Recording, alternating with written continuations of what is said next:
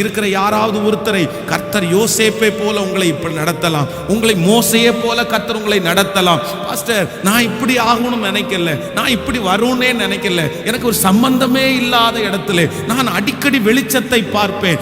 என்ன ஆண்டவர் ரொம்ப அழகா நடத்துவாரு. நான் ரட்சிக்கப்பட்ட புதுதில், ஆண்டவரை தேடின புதுசுல நான் ரொம்ப ஆசீர்வதிக்கப்பட்டவன். எங்கு போனாலும் எனக்கு வெளிச்சமா இருக்கும், எந்த இடத்துலையும் எனக்கு இருளே இருக்காது.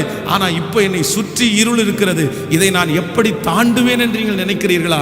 என் கர்த்தர் உங்களுடைய கரத்தை பிடித்து சொல்கிறார், நான் உனக்கு வெளிச்சமா இருப்பேன், நான் உனக்கு வெளிச்சமா இருப்பேன்.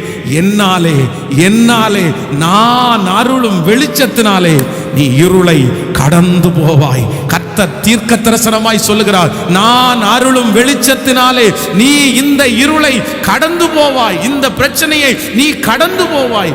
கர்த்தர் நம்மை கடக்க பண்ணுகிறவராக இருக்கிறார்.